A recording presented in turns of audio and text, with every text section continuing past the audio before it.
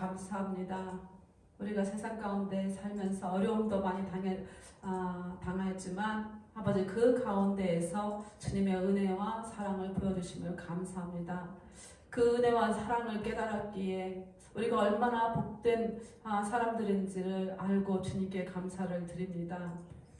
뒤돌아보면 저희들이 감사를 드리기보다는 불평하고 현재 저희들이 살아가는 그 어려움 속에 어려움만을 바라봤던 것들을 주님 고백합니다. 그리고 그 어려움에 마음을 두고 힘들어하고 주님을 믿지 못했음을 고백하며 주님께서 용서해 주시기를 원합니다. 주님, 그러나 이 자리에 우리가 또 한 번 나와서 다시 회복함을 얻기를 원합니다. 이제 예배를 드리면서 하나님께 아버지 다시 한번 새 힘을 얻고 다시 한번 다짐하는 그런 예배의 시간이 될 수 있도록 주님 은혜하여 주시옵소서. 성령 하나님 모셔드리고 환영하고 인정하고 의지합니다. 저희들이 온전한 예배를 주님 앞에 드릴 수 있도록 이 시간 역사하여 주시고 저희들을 인도하여 주시옵소서. 모든 허물과 죄악을 주님 앞에 내려놓습니다. 주님 용서하여 주시옵소서. 아버지 하나님, 저희들이 주님의 일을 하면서 주님의 사역을 해나가면서 아버지 이 복음을 전하기를 원합니다. 이 몸된 사랑의 믿은 자를 통하여서 하나님이 하시고자 하시는 일들이 있으신 줄 믿습니다. 아버지 하나님, 노숙인들을 하나님께로 인도하시기를 원하고 그들에게 복음을 전하기를 원하시는 하나님 아버지, 저희들이 이 복음이 끊이지 아니하고 그들에게 저 복음을 전할 수 있도록 은혜 베풀어 주시옵소서. 먼저 부름을 받은 저희들 각 지체들 한 사람 한 사람을 사용하여 주시어서 주님께서 원하시는 그 사역을 끝까지 잘 감당하며 서로 협력하며 나갈 수 있도록 은혜 베풀어 주시옵소서. 이 시간도 하나님 아버지 기도합니다. 이 몸된 교회를 위해서 또 이 몸된 교회를 통하여서 말씀을 전하여 줄 수 있도록 준비하고 또 협력하고 후원하는 우리 몸된 지체들을 하나님 기억하여 주시고 그 어느 곳에 있든지 주님께서 가정의 평안과 모든 교회에 의해 주님 함께하여 주시옵소서. 아버지 또한 우리 몸든 지체 안에 아버지 어려움을 당하고 힘들어하며 또 하나님의 육체가 불편해서 하나님 힘들어하는 영혼들이 있습니다. 주님 기억하여 주시고 하나님 치료하여 주시옵소서. 욕심이 압박한 자는 주님 강건함으로 주님 치료하여 주시고 마음이 괴로운 자들은 평안함으로 치료하여 주시고 가족들과 불화 가운데 있는 가족들은 성령 하나님 화평 가운데 치료하여 주시옵소서. 아버지 또한 우리가 이 사역을 하면서 부족함이 없도록 하나님 채워 주시옵소서. 영육간으로 채워 주시옵소서. 함께하여 주시옵소서. 모든 것을 주님께 부탁드리올 때 아버지 종을 통하여서 주님 말씀이 온전한 말씀이 나갈 수 있도록 은혜 베풀어 주시고 그 말씀이 살아서 역사하여서 모든 심령들 이 말씀을 여기 곳에서 듣는 영혼들 또한 인터넷을 통하여서 듣는 영혼들에게 은혜가 되게 하시고 살아있는 말씀이 되기를 간절히 바라고 기도드립니다. 함께해 주실 믿사옵고 우리 구주 예수 그리스도의 이름으로 기도드립니다. 아멘. 오늘은 고린도전서 15장 23절에서 34절 말씀입니다. 저희가 계속해서 말씀을 나누고 있죠. 부활에 대해서 말씀을 나누고 있습니다. 그래서 오늘 말씀 제목은 깨어 의를 행하고 죄를 짓지 말라. 굉장히 강한 말씀이죠. 부드러운 말씀을 제목을 삼을까 하다가 그냥 있는 말씀, 우리 성경 말씀 있는 그대로 하자 해가지고 제가 그냥 깨어 의를 행하고 죄를 짓지 말자라고 제목을 붙였습니다. 2주 전에 저희들이 고린도전서 15장을 나누기 시작하면서 부활의 믿음을 가지자라고 말씀을 나눴고 지난주에는 만약에 부활이 없다면 이런 말씀을 가지고 나눴죠. 그래서 오늘은 또 이어서 부활을 참여하고자 하는 자는 깨어 의를 행하고 죄를 짓지 말자 그런 의미에서 이 말씀을 나누기를 원합니다. 먼저 고린도 교인들은 부활의 믿음을 가졌었지만 그 사람들의 믿음이 변질주였죠. 부활의 믿음이 있는 사람들은 지난주에 우리가 나눈 것을 요약해보자면은 부활의 믿음이 있는 사람들은 하늘의 소망을 두고 사는 사람인가 하면은 부활의 믿음이 없는 사람들은 이 땅 중심으로 살아간다라고 우리가 나눴습니다. 그리고 또한 우리가 기억해야 할 것은 부활할 때는요 모든 사람들이 부활한다는 것이에요. 예. 물론 순서가 있습니다. 그런데 모든 사람들이 부활하는데 악한 일을 한 사람들과 선한 일을 한 사람들이 나눠진다는 거예요. 그래서 영벌과 영생으로 부활한다는 것입니다. 요한복음에 보면 제가 읽지는 않겠습니다. You don't have to put it out there yet. But in the 요한복음 5장에서 28절에서 29절에 보면 악한 일을 한 사람은 심판의 부활로 그러나 선한 일을 한 사람은 영생으로 부활한다고 이렇게 말씀하고 계십니다. 그런데 그 영원한 영생과 영벌이 이 땅에서 우리가 사는 동안 결정된다는 것이에요. 우리가 죽었다가 가니까 우리가 구원을 안 받았는데 거기 가니까 구원받았더라. 이게 아니고 우리가 이 땅에서 사는 동안 벌써 결정이 됐다는 거예요. 죽음 동시에 우리가 지옥을 가든지 천당을 가든지 나눠진다는 것이에요. 그러면 그런 면에서 우리는 다가오는 영원한 삶을 두고 두 갈림길에서 우리가 이 땅을 살아간다는 거 볼 수가 있습니다. 그래서 사도 바울은 그 긴 고린도전서 15장은 다른 장에 비해서 많이 길어요. 그래서 저희가 이렇게 세 번째 지금 말씀을 나누고 있는데 다음에 한 번 더 나눠야 될 정도로 긴 장인데 그 긴 장을 통해서 우리에게 부활에 대해서 자세히 말씀해주고 계세요. 그래서 오늘 우리가 나눌 말씀은 부활의 순서가 있다는 것과 부활에 참여하기 위해서는 섞지 않아야 된다는 것, 그 두 가지만 우리가 나누기를 원합니다. 먼저 부활은 순서대로 됩니다. verse 23 그러나 각각 자기 차례대로 드리니 먼저는 첫째 열매인 그리스도요 다음에는 그리스도 강림하실 때 그분에게 붙은 자요 그 다음에 이후에 첫째는 지금 예수 그리스도시요 그 다음에는 예수님 그리스도께서 강림하실 때 그에게 붙은 자요 그 다음은 뭐냐면 1 Thessalonians chapter 4 16 to 18 그 다음에는 데살로니 전서에서 이렇게 또 말씀하시고 계세요. 주께서 호령과 천사장의 소리와 하나님의 나팔로 친히 하늘로 쫓아 강림하시리니 그리스도 예수 안에서 죽은 자들이 먼저 일어나고 next 그 후에 우리 살아남은 자도 저희와 함께 구름 속으로 끌려 올려 공중에서 주를 영접하게 하시리니 그리하여 우리가 항상 주와 함께 있으리라.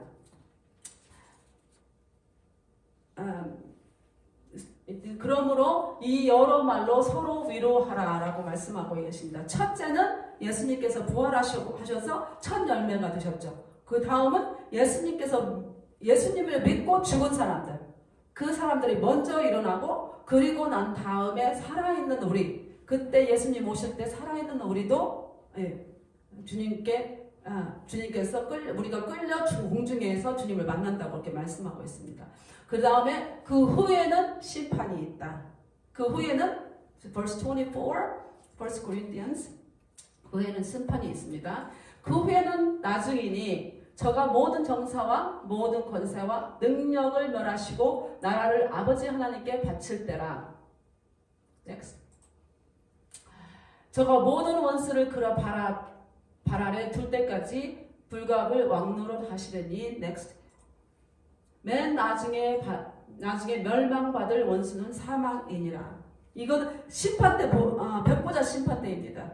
이때 생명책에 기록되지 않은 사람들과 사망과 음부가 다 통째로 둘째 사망 불못에 던져지는 것입니다. 이후에 이렇게 그 백보자 심판이 있은 후에는 더 이상 죽음이라는 것이 없어요. 그리고 백보자 심판 후에는 음부가 이제 예수님을 믿지 않는 사람들이 가는 음부, 그 지옥도 더 이상 이게 음부도 더 이상 없는 것이죠. 존재하지 않는 것입니다. 왜냐하면은 죽음이라는 존재가 없기 때문에 그것도 필요가 없는 거죠. 그렇게 모든 심판이 끝나면 예수님께서 하나님이시지만 지금 우리의 구원 사역을 위해서 하나님의 아들로 태어나시고 아들로서 해야 했던 모든 것을 마치시면 그 아들에게 주어진 권위도 아버지께 다시 돌려드리는 것입니다. 지금은 예수님께서 지금 권한을 가지고 계시죠. 아들로서의 주어진 권한이 있으시거든요. 그런데 모든 백보자 심판이 끝나면 그 아들에게 주어졌던 그 권한을 아버지께 다시 돌려드리는 거예요. 29절, 27절에서 27-29 만물을 저희 발 아래 두셨다 하셨으니 만물을 아래 둔다 말씀하실 때에 만물을 저 아래 두신 이가 그 중에 들지 아니한 것이 분명하도다. 만물을 저에게 복종하신 때에는 아들 자신도 그 때에 만물을 자기에게 복종하게 하신 이에게 복종케 되리니 이는 하나님이 만유 주로서 만유 안에 계시려 하심이라. 만일 죽은 자들이 도무지 다시 살아나지 못하면 죽은 자들을 위하여 세례 받는 자들이 무엇을 하겠느냐? 어찌하여 저희를 위하여 세례를 받느냐? 지금은 우리 구원 사역을 위해서 성부 하나님, 성자 하나님, 그 다음에 성령 하나님께서 함께 일하세요. 우리 구원 사역을 위해서. 그렇지만 각자 맡은 역할이 있으세요. 그래서 같이 하시면서 각자의 일을 하고 계시는 것입니다. 지금은. 그러나 백보자 심판이 끝나면 예수님께서는 메시아, 즉 구원자로서 역할을 다 마치시는 거예요. 네. 그래서 마치시고 그 역할을 마치셨기 때문에 그때 주어진 그 아들로서의 그 권한을 아버지에게 이제 드리는 것이죠. 예, 저번에도 나눴는데 저는 바울처럼 천국에 가보지 못했지만 천국은 아름답고 행복한 곳이라는 것을 확신합니다. 왜냐하면 말씀에 거기에는 더 이상 아픔이나 슬픔이나 고통이나 눈물이 없는 곳이라고 말씀하고 있기 때문입니다. 계시록에 보면 이런 말씀이 있어요. Revelation 21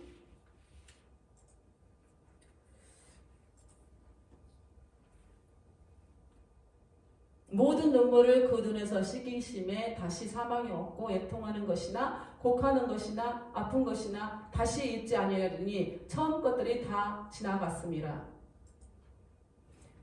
보좌에 앉으신 이가 가라사대 보라 내가 만물을 새롭게 하노라 하시고 또 가라사대 이 말은 신실하고 참되니 기록하라 하시고 맞습니다. 백보자 심판이 하고 나서는요 이제는 영원히 갈라지는 거예요. 천국과 지옥. 네, 심판이 이제 끝나버리는 거죠. 그러면 지옥은 죽은 자가 가는 지옥이나 그런 것은 이제 더 이상 필요가 없고 천국 믿는 사람은 천국에 가는 것이죠. 근데 그곳에는 뭐라고 말씀하셔요? 더 이상 사망이 없고 애통하는 것이나 곡하는 것이나 아픈 것이 없다고 말씀합니다. 그것들은 처음 것들 죄에서 살았을 때 받았던 그런 것들인데 그런 것이 모든 것이 지나간다. 네. 그리고 하나님께서 새롭게 이제는 시작을 하시는데 이스루시 때 이 말은 참되다. 신실하고 참되니 기록하라. 네. 그렇게 말씀을 하고 있습니다. 이렇게 좋은 천국, 이게 순서 따라 가는데 그 천국을 가기 위해서는요 중요한 거는 우리가 속지 않아야 됩니다. 우리가 천국 부활하는데 순서로 간다고 그랬죠. 하나님은 어지러운 하나님이 아니시죠. 예수님께서 첫째 부활을 하시고 천년날가 되셨어요. 그러면 예수님께서는 교회의 머리시거든요. 그러면 머리가 부활을 하셨는데 몸 말고 머리만 부활은 안 하죠. 그런 거와 마찬가지로 우리 또한 분명히 부활을 한다는 것입니다. 그런데 그 부활에는 영생과 벌이 따른다는 것이죠. 우리가 이 땅에 살면서 어떻게 살았는가에 따라서. 그리고 이제 두 번째로 중요한 건 이거는 정말 부활의 순서는 몰라도 돼요. 솔직히 말씀에 써있기 때문에 우리가 나눈 거예요.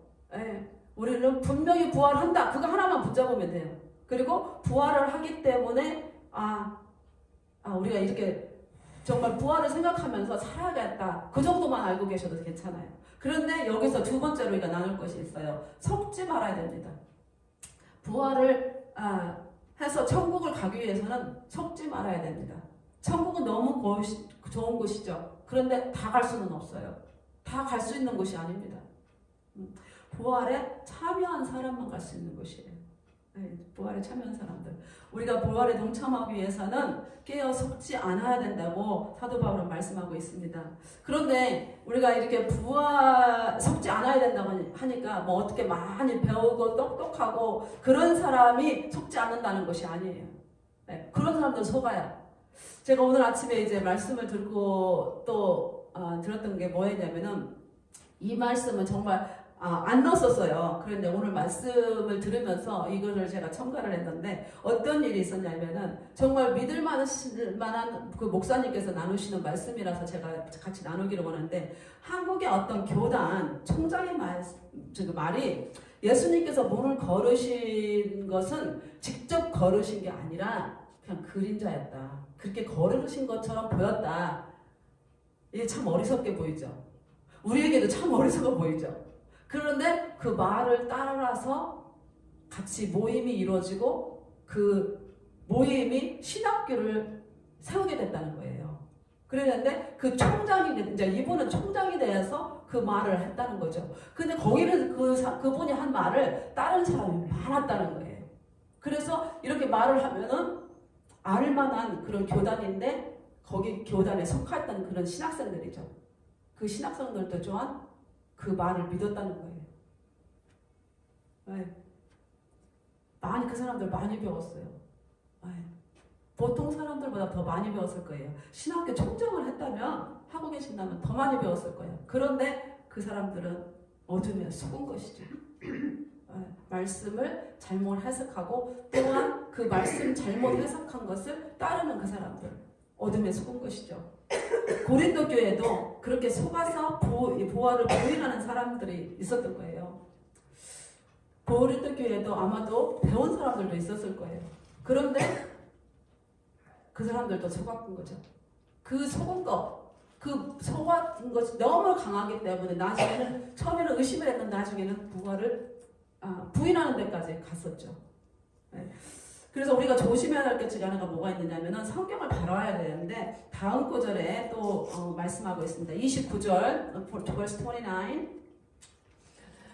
만일 죽은 자들이 도무지 다시 살지 못하면 죽은 자들을 위하여 세례받는 자들이 무엇을 하겠느냐? 어찌하여 저희를 위하여 세례를 받느뇨? 이렇게 했어요. 이 말씀은 굉장히 난해한 구절로서 해석하는 분들이 많이 달랐어요. 이 죽은 자들이 영적인 죽은 자다. 지금 살아있는 사람들에게 살아있는 사람들이 영적으로 죽은 그 사람들에게 세례를 베풀지 않느냐 이렇게 해석하시는 분들도 있는가 하면은 여기서 말하고 있는 거 또 한편으로는 어떻게 해석을 하느냐면은 여기서 말하고 있는 것이 육적으로 죽은 자들을 위해서 세례를 받아야 한다고 하는 잘못된 이해수가 있어요. 여기서 그냥 이렇게 읽다 보면은 어떤 사람들이 죽은 자들을 위해서 세례를 받아야 되나? 이렇게 생각할 수가 있어요. 그런데 여기에서 바울이 말하고자 하는 것은 우리가 죽은 자를 위해서 세례를 받아야 된다라는 것을 지금 말하고 있는 게 아니에요. 여기서 지금 이렇게 글자대로 읽어보면 마치 죽은 자들을 위해서 세례를 받아야 되지 않겠느냐 이렇게 들릴 수가 있거든요. 근데 여기에서 바울이 말하고자 하는 것은 그런 게 아니고 성경에서 예를 들어서 죽은 자라는 육체적인 죽음과 영원한 죽은 자를 말하거든요. 그래서 여기에서 죽은 자란 육체가 죽은 자를 말하는 거예요. 그 죽은 자들을 위해서 당시에 사람들이 세례를 받았다는 거예요. 왜? 당시에 행해졌던 관습, 세례를 말하는 것이에요. 여기에서는. 그 초대교회의 교부라고 하는 그 크리스 스톰이라는 그런 교부가 있었는데 그분의 기록을 보면은 당시에 풍속 중에 하나가 세례 받지 못하고 죽은 자가 있으면은 그 누워놓은 곳에 밑에 내려가 가지고 세례를 대신 받는 그런 풍습이 있었다고 그래요. 그럼 죽은 자를 위해서 세례를 받아야 할 필요가 있을까요? 네? 필요하지 않습니다. 네. 더 정확히 말해서 세례 안 받고도 구원받을 수 있어요. 어떤 분들은 세례를 안 받은 사람 구원받을 수가 없다고 어떤 교단에서는 가르치는 교단도 있어요. 그러면은 만약에 그것이 사실이라면 십자가의 강도 천국 못 갔어요. 그 사람 내려와서 세례 받을 시간이 없었거든요. 바로 천국에 갔거든요. 그렇기 때문에 세례를 받지 않아도 천국은 갑니다. 그런데 우리가 세례를 왜 받느냐? 우리가 예수님께서 명령하신 거예요. 세례 받는 것은. 그런데 죽은 자를 위해서 우리가 세례를 받는다? 그거 필요한가? 아니, 필요하지 않습니다. 죽은 자를 위해서 세례를 받아서 그 죽은 자가 다시 지옥에 갔다면 다시 천국에 가느냐? 그것도 아닙니다. 그래서 바울이 당시에도 고린도 교원 가운데서 많은 사람들이 있었을 텐데도 이거를 이해를 못했어요. 그래서 바울은 세례 주는 관습을 들어서 고린도 교회 성도들에게 지금 하는 말이 있어요. 전하고자 하는 그 메시지가 있는 거예요. 그런데 우리가 그 메시지를 잘 붙잡아야 된다는 것이죠. 그 메시지가 무엇인가 하면은 너희가 부활이 있음을 알고 있기에 이거는 죽은 자에게 세례를 주는 것이 잘했다는 것이 아니고 잘못됐지만 지금 그런 세례를 주는 관습을 행하지 않느냐. 세례를 주는 관습을 행하는 것은 너희가 그 부활이 있다는 것을 알기 때문에 그렇게 하지 않느냐. 만약 그렇다면 예수님의 부활은 또 우리의 부활은 더더욱 확실히 믿어야 되지 않겠느냐. 이 말을 하는 것이에요. 너희가 그렇게 세례를 있다고 믿고 그런 관습을 행하는데 그러면 더욱더 주 안에서 부활이 있다는 거 믿어야 되지 않겠느냐. 네. 또 verse 30 또 어찌하여 우리가 때마다 위협을 무릅쓰리요. verse 31 형제들아 내가 그리스도 예수 우리 주 안에서 가진 바 너희에게 대한 나와 자랑을 두고 단언하노니 나는 날마다 죽노라. 또 부활이 없다면 믿어야 되지 않겠느냐. 또 부활이 없다면 내가 위협을 무릅쓸 이유가 없지 않겠느냐라는 것입니다. 부활이 없다면. 우리가 이 말씀을 들으면서 부활이 없다고 말할 수 있을까? 이렇게 생각할 수도 있어요. 그런데 그런 사람들이 있다는 거예요. 속아서.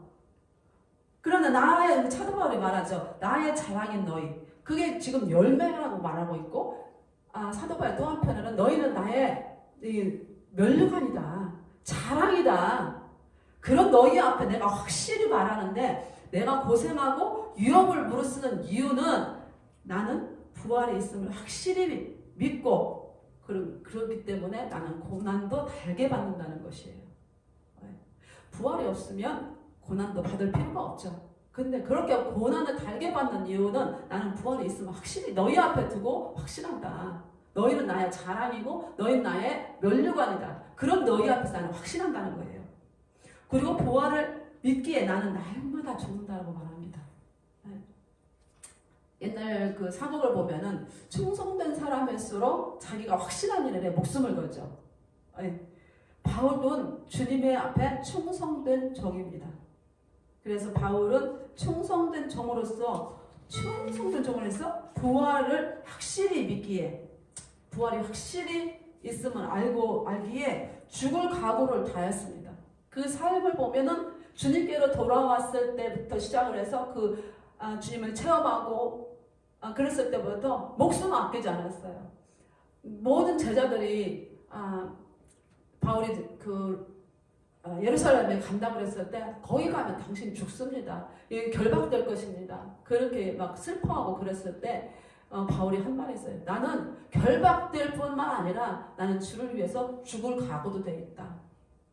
부활이 없다면 그렇게 확실히 바울이 말할 수 있었어요. 부활을 있다는 것을 확신했고 그거를 믿었기 때문에 죽어도 나는 천국이고 살면 예수 위해서 산다. 그런 확신이 있을 줄로 믿습니다. 그래서 그렇게 말할 수 있었다고 믿습니다. 또 자신을 해치는 사람들 앞에서 그 사도 바울이 그렇게 말합니다. 사람의 방법으로 대하지 않았다. 이렇게 말씀하고 있죠. 그래서 우리도 부활의 믿음이 있다면 지금보다 좀 더 다른 삶을 살아야 되지 않을까. 부활이 있음을 믿는데 우리 삶이 별로 변화가 없다면 정말 우리는 부활을 믿고 살고 있나? 그거를 우리가 자신들에게 한번 물어봤으면 좋겠어요. 바울이 말하는 사람의 방법은 또한 무엇입니까? 보통 우리는 그러죠. 나에게 잘해주는 사람한테는 잘해줘요. 근데 나에게 잘못해주는 사람들한테는 나뭘 가나 get even 동등하게 대하겠다. 아니면 보복하겠다. 이렇게 말하죠. 그러는데 바울은 그렇게 하지 않고 부활이 있기에 참고 견디며 그 모든 고난을 받았다는 거예요. 부활에 대한 보상은 반드시 있습니다. 아멘. 바울은 부활과 그에 대한 보상이 어떤 것인지를 알기에 고린도 성도들에게 그것을 말해주고 싶은 거예요. 정말 알기를 원하는 거예요. 그것은 우리 또한 바울이 해주고 싶은 말일 줄로 믿습니다. Verse 32 and 33, 34. 내가 범인처럼 예배소에서 맹수로 더불어 싸웠으면 내가 무슨 유익이 있느냐? 죽은 자가 다시 살지 못할 것이면 내가 내일 죽을 터이니 먹고 마시자 하리라. Next.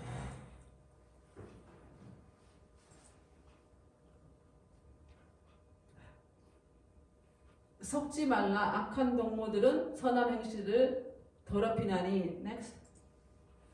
깨어 의를 행하고 죄를 짓지 말라. 하나님을 알지 못하는 자가 있기로 내가 너희를 부끄럽게 하기 위하여 말하노라. 아멘. 사람의 방법으로 대하지 않았다고 이렇게 말씀을 했죠. 그때가 언제 했냐면 예배소에서 바울이 전도를 했는데 그때 정말 많은 어려움을 겪었어요.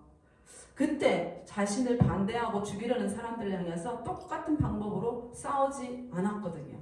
네. 신앙에 있어서 그들과 타협하지도 않았습니다. 그들과 싸우지도 않았을 뿐더러 그들과 타협하지도 않은 것이죠. 사람의 방법대로 먹고 마시자 하지 않았습니다. 네. 만약 바울이 그들과 어울려서 세상적 방법으로 정말 사람의 방법으로 했다면 그렇게 고생하지 않았을 수도 있어요. 쫓겨다니고 이 목숨을 위협받고 그렇게 고생하지 않았을 수도 있는데 그렇게 하지 않았다는 것입니다. 제가 거기에서 제가 한국을 떠나온 지가 너무 오래돼가지고 잘 몰라요. 그러는데 가끔가다 연속곡이나 또 어떤 데를 보면은 한국 사람들 술 마시면서 그런 말을 하더라고요. 그러니까 아직 마시고 죽자 그러면서 또 건배를 막 하면서 마셔 죽자 이렇게 내일 인생 있어 이렇게 얘기를 하면서 마시더라고요. 근데 믿는 사람들까지도 세상적인 사람들과 타협하면서 이렇게 그런데 어울리는 사람들이 있어요. 네. 이 사람들에게는 내일이라는 것이나 영원한 삶이라는 것은 없는 것이죠. 이런 사람들은 영원한 삶에 대해서 너무 무지한 거죠. 네. 그렇게까지는 또 안 해도 인생 있어? 즐기며 사는 거지 하면서 여행 다니고 편하게 살고 그런 인생 즐기며 살고자 하는 게 많이 포커스가 되어 있는 것 같아요. 이 라이프 스타일이 한국에서는. 저도 가봐갔기 때문에 알겠어요. 30년 한국 떠나온 지가 30년이 넘었는데 그 연속곡에 보니까 그렇게 나오더라는 거죠. 예.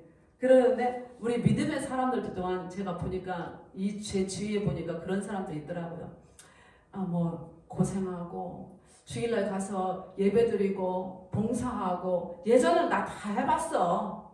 해봤는데 이제는 50이 넘고 60이 되니까 좀 편하게 살고 싶은 거예요. 그래서 보니까는 주의 일에 힘쓰고 하는 것 하기보다는 여행 다니면서 편하게 살기를 원하더라고요.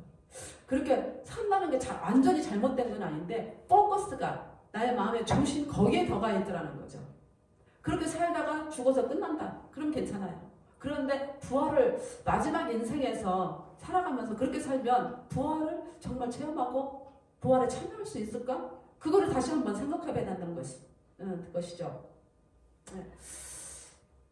우리는 영적인 삶에 무지하지 않았으면 좋겠어요. 저를 포함해서는 기억했으면 좋겠습니다. 우리 인생은 죽음으로 끝나지 않습니다. 네. 그게 중요한 것이죠. 그래서 바울은 권고합니다. 악한 동무들에게 속지 말라고 말씀하죠. 네. 악한 동물이라는 것은 동무들이라는 것은 무엇을 말합니까? 악한 동무들이라는 것은 나와 가까운 사람들을 말해요. 동무, 친구라는 것이죠. 친구들을 말하고 교회 안에서는 교인들을 말하는 거예요. 그런데 그 악한 동무들은 그 교회 안에 가깝게 지내는데 부정적인 말로 주위 사람들에게 악한 영향을 끼친다는 거예요. 말씀에서 그렇게 말씀하죠. 우리는 덕을 세우는 말을 해야 된다. 그런데 이 악한 사람들이라는 것은 30장전에 말하고 있죠. 30 verse 33 악한 사람들이라고 말하죠. 이 악한 사람들은 속지 말라 악한 동무들은 선한 행실을 더럽히나니 악한 부정적인 말을 통해서 영향을 준다는 거예요. 고린도전서 15장 12절에 보니까 이 악한 사람들이 누구였냐면은 악한 그 말로서 부활을 부인하는 사람들이에요. 네. 그런데 이 사도 바울은 그 사람들에게 뭐라고 표현을 해? 악하다고 해. 네. 이런 사람들은 자기들만 부활을 보장하는 것이 아니고 다른 사람들에게까지 부활을 의심하게 하고 또 결국은 부활을 믿지 못하게 하는 그런 악영향을 끼친다는 거죠. 악영향, 왜 악영향이에요? 만약에 부활을 부정하게 되면 부활이 온다는 거예요. 믿음을 상실했다는 거예요. 그렇기 때문에 악하다는 거죠. 이런 어둠의 일, 세상적인 일에 우리가 속지 않으려면 바울이 말씀하죠. 깨어 의를 행하고 죄를 짓지 말라고 바울은 말하고 있습니다. 특별히 마지막 시대에 살아가는 우리를 속이는 어둠의 일들이 있습니다. 그 어둠의 일이 뭐예요? 부활이 없다라고 속이는 것이고 있고요. 또한 요즘에 많은 그런 단체들에서 말을 하죠. 예수님을 통해서 꼭 구원받는 건 아니다. 다른 길이 되고 있다. 거기에 속는 거예요. 구원은 예수님을 통해서만 된다고 성경에서 말씀하고 있거든요. 그런데 부정적인 소리를 자꾸 듣게 되면 어떻게 그런가? 다른 단체들을 통해서도 구원을 받을 수 있다는 건가? 의심이 되거든요.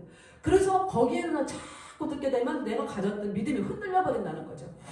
그래서 우리가 그렇게 부정적인 소리를 계속 듣게 되면 우리가 예수님을 오실 때를 준비하지 못하는 거예요. 네, 그래서 조심해야 된다는 것입니다. 여러분 확실한 부활의 신앙을 붙잡으시고 예수님 만나실 준비하시는 저와 여러분이 되시기를 축복합니다. 우리는 우리 주위에 있는 부정적인 사람들로부터 부정적인 말을 통해 나도 모르게 나쁜 영향을 받을 때가 있습니다. 네, 또한 나도 부정적인 말을 통해서 다른 사람에게 나쁜 영향을 줄 때가 있듯이 말이에요. 부정적인 말들은 우리를 세상적인 일에 또한 마음과 신경을 세상적인 일에 쓰게 합니다. 그래서 부정적인 말은 아예 안 듣는 게 좋아요. 요즘 힘든데 좀 편하게 살고 술 한잔 마시고 영화 한 편 보고 또 먹고 즐기면서 그렇게 사는 것이 그렇게 위로하는 것처럼 말을 들릴 수가 있어요. 그런데 그 말에는 하나님 중심에서 눈을 좀 떼어라 이거거든요. 그러면은 그건 속는 거죠. 네. 저도 많이 쉬고 싶을 때 있고 우리가 쉬어야 돼요. 그러는데 만약에 못 쉰다 그러면은 우리가 천국 가서 쉬면 돼요. 네. 천국 가서 즐기면 되고 그런데 우리 눈을 하나님 뻑뻑한 데에서 중심적인 거에서 띄게 만드는 거 그거는 속임이에요. 그래서 그런 것들을 조심해야 된다는 것입니다. 바울은 우리가 부활에 참여하기 위해서 깨어 의를 행하고 깨어 의를 행하라 이렇게 말하니까는 좀 덜 와닿을 수 있는데 정신 차려라 이렇게 말하는 게 더 옳아요. 왜 그러냐면은 come back to your senses as you are. 너희들은 정신 차려라. 네 정신 되찾아라 이런 소리거든요. 네. 그래서 정신을 되찾고 come back to your senses. 네. 그래서 죄를 짓지 말라고 말합니다. 보장하거나 속지 말라고 말하는 것이죠. 정신 차리고 속지 말고 주님을 맞을 준비하라고. 그래서 정신 차려라. 깨어 의를 행하라. 정신 차려라 이 말씀이죠. 교회 다니는데 하나님을 모르는 사람이 있을 수 있죠. 그래서 여기 정신 차려라는 거예요. 말씀을 잘 모르는 것입니다. 그래서 우리는 어둠에 속지 않기 위해서 말씀을 많이 읽는 것이 일단은 좋아요. 말씀을 읽고 내 것으로 만드는 것이죠. 그런 다음에 말씀에서 말하는 것들을 하나하나 실천해 나가는 것이죠. 순종해 나가고 예전에 제가 성경 공부를 수요일날 이렇게 인도할 때 보면은 이제 처음에는 정신이 없었어요. 막 나도 너도 막 얘기를 하고 막 질서가 없었어요. 그랬는데 이제 말씀을 가리키는 것도 좋은데 이 질서를 좀 가리키고 싶은 거예요. 그래서 우리가 말씀을 나누는데 덕이 돼야 되는데 서로가 도움이 돼야 되는데 한꺼번에 많은 사람이 말을 하게 되면은 질서가 어지럽고 다른 사람에게 덕이 되지 않고 방해가 되니까 일단 말하고 싶을 때 blow like a fish 그거를 하라고 그랬어요. 그리고 하지 말아야 할 말을 나오면 하라고 그랬는데 정말 너무 감사하게 그걸 다 따라서 해요. 그리고 이제 뭐 이 사람이 얘기하는데 여기서 또 말을 하면 정말 정신이 없잖아요. 네, 그래서 그렇게 하다 보니까 어떤 사람은 화가 나서 가는 사람도 있고 그래서 너의 차례가 되면 손을 들어라. 다른 사람을 배려하는 거다. 이게 성경에 다 있는 말씀이잖아요. 근데 기본적인 건데 그걸 따라서 해요. 그렇게 하나하나 우리가 실천해 나갈 때 우리는 부활에 동참할 수 있는 것입니다. 그렇게 말씀에 중심을 두고 고린도 교인들처럼 말씀을 잊어버리는 것이 아니라 하나하나 실천할 건 말씀을 자꾸 기억하겠죠. 그런데 이 고린도 교인들은 말씀을 잊어버렸다고 그랬어요. 사도 바울이. 말씀을 기억하고 말씀 따라 살아갈 때 우리는 어둠에게 속지 않고 부활에 참여하는 자들이 될 줄을 믿습니다. 아멘. 우리가 찬양